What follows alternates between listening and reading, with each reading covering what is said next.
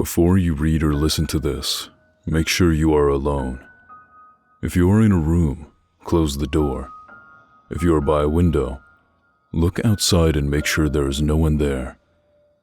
The only way others should know about this story is by reading it or listening to it themselves. Do not repeat this out loud to anyone.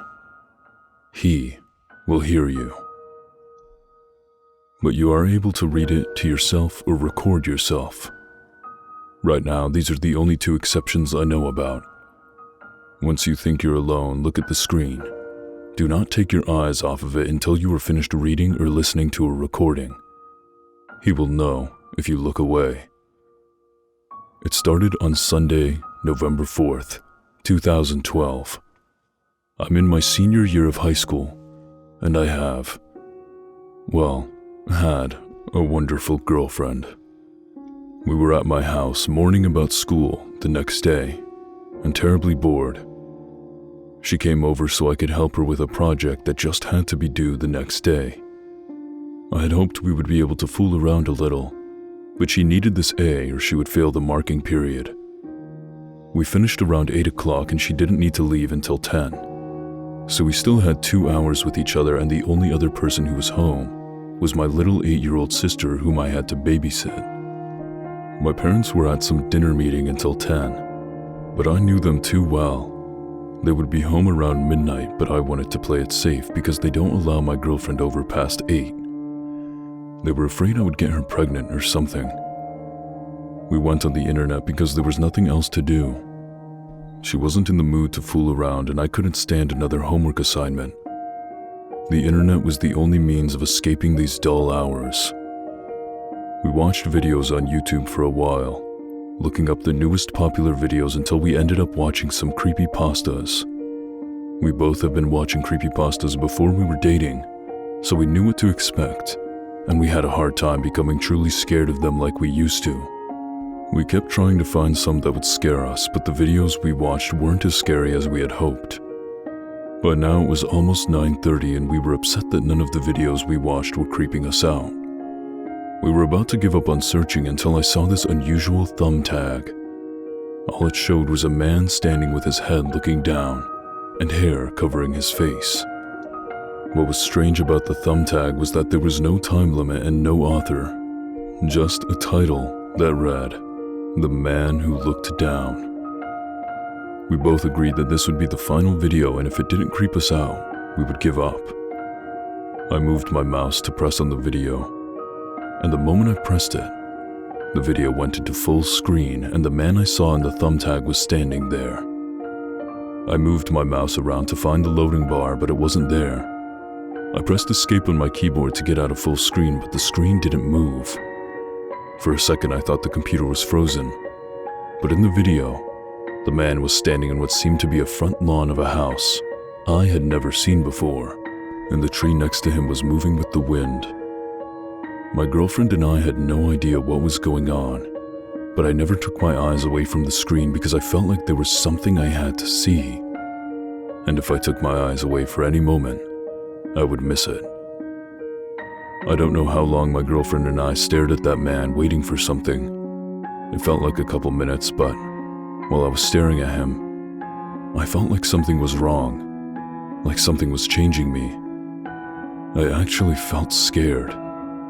I don't know if my girlfriend felt it, but I didn't have time to think about that before I felt something grab my shoulder so tight, the nails pierced my skin.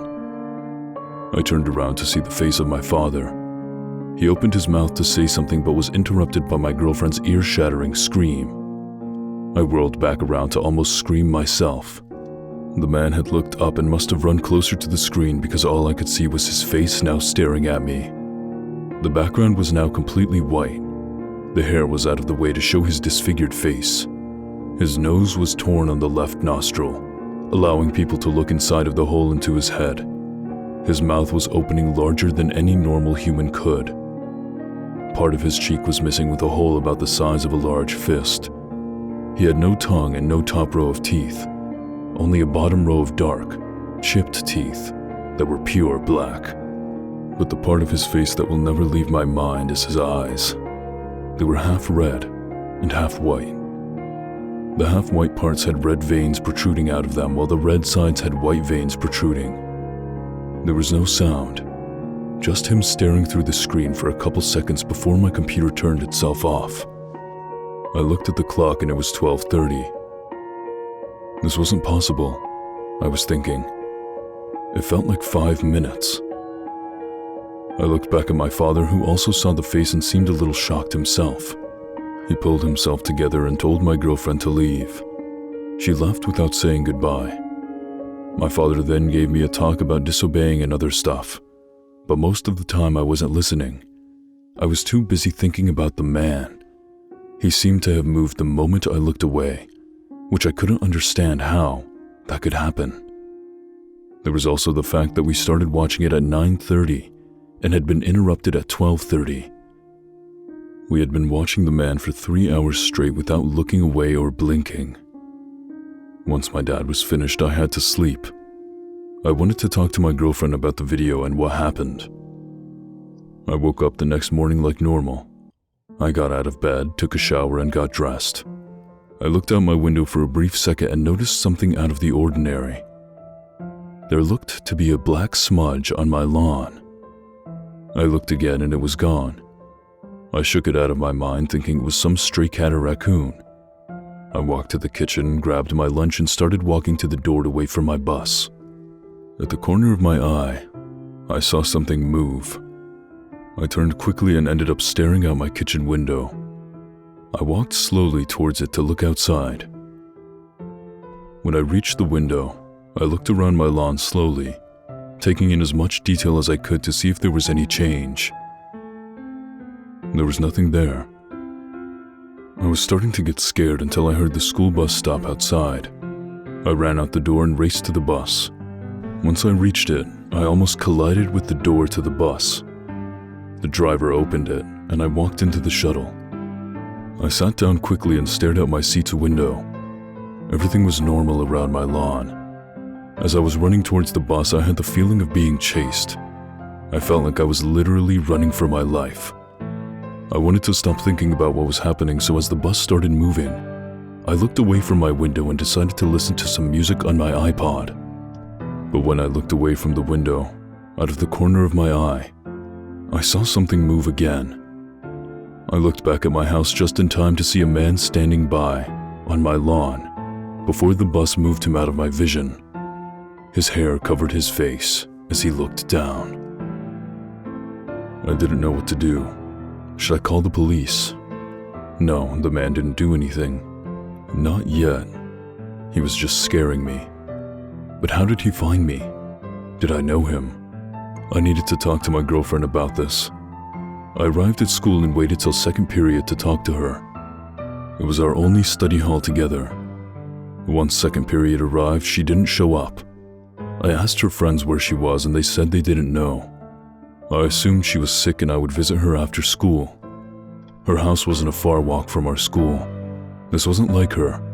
Her project was due today, and if she was sick, she would have texted me or her friends. I knocked on her door and there was no response. I slammed on the door loud enough for the neighbors to hear me. Still no response. Even if she wasn't home, my girlfriend's mom is a stay-at-home mom who's always home after school. I tried to turn the doorknob and surprisingly, the door was unlocked. I opened the door slowly and yelled in to see if anyone was home, once again. No response. I yelled that I was coming in. I didn't expect a response and I didn't receive one. I walked into darkness. All the lights were off. I felt the wall for the nearest light switch and turned it on. The room was illuminated for a couple seconds before the light bulbs burst. I'm still not sure about what I saw in those short seconds, but I thought there was a quick glimpse of a woman in the doorway to the kitchen. I found some curtains covering a window and opened them. The room was now filled with sunlight. I looked towards the kitchen doorway and it was empty. I didn't go to the kitchen. I didn't feel like I needed to yet. I went upstairs to my girlfriend's room instead. I opened the door to her room and stopped. I was hit with an unexplainable, horrible stench. My eyes burned. Once my eyes were able to dilate, I saw her and him. My girlfriend was on the floor kneeling, looking directly at the man. Almost every inch of her body was sliced open and bloody. I just stood there, horrified at what I was witnessing. It seemed like an eternity of staring at the man and my girlfriend before my girlfriend finally spoke. All she was able to say to me was, "I'm sorry." Then she turned around to look at me, and her eyes, dear God, her eyes. They were sliced down the middle of each, making one half red and the other white. I only had time to hold out my hand to try and grab her before the man, no, monster, fell on her and started to rip off her skin and devour her like a wild animal. I could only stand there and watch. Her heart-wrenching scream must have filled the entire neighborhood's ears. I turned to run, but the moment I looked away, I got pounced on. The monster slammed me to the ground and started to rip off my skin. Each time its fingers ripped off more skin and shoved it into its horribly disfigured mouth, I just screamed. My screams were almost as loud as my girlfriend's. I don't know how, but I was able to move myself and the monster towards the stairs. We toppled down them and I felt my arm break. The sound of cracking bone filled the house. The monster fell off me and I was able to get up and run towards the front door. The pain on my back and in my arm was unbearable. I sprinted out the door and tripped on the steps. I felt my face collide into concrete. My nose was broken, and the skin on my face was almost completely torn off. I could still see through one eye as the other was covered in blood. It was standing in the doorway, looking at me. I was unable to move. I was in so much pain that I wanted to die. I was sure that the monster was going to kill me. But of course, that didn't happen, because I would not be writing this. He just looked at me for a couple more seconds before finally saying 3 unforgettable words. "Don't look down." And then I blacked out. I woke up in a hospital 3 days later. That's what my nurse told me. I was still in horrible pain, but the medicine helped to ease it a little. I never saw my back since then, but I'm sure the monster tore the skin off until there was only bone. The police came to ask me questions about what had happened. I tried to tell them everything, but as I continued to tell the story, it seemed more and more unbelievable. They thought I was crazy. They stopped the search for my girlfriend's killer days later because of unreliable evidence. The day they stopped the search was also the day I had gotten the news. My father had gone off-road and crashed into some forest. When the police found his car, my father was not inside of it. His body has not been found to this day. I'm sure that man had gotten him. There was no one with my father, so the man probably devoured everything. I left the hospital months later with an almost unrecognizable face, a crooked back, and a broken mind. I went home to find only my mother. She had hung herself. I didn't bother to call the police. I went straight to my computer to find that video. After backtracking through my history, I found the video before, the man who looked down video. But that video wasn't there. The video that had changed my life was gone. I gave up shortly after looking through other videos. I closed the web browser and started writing this. Halfway through writing this, I got an email. It was a video link.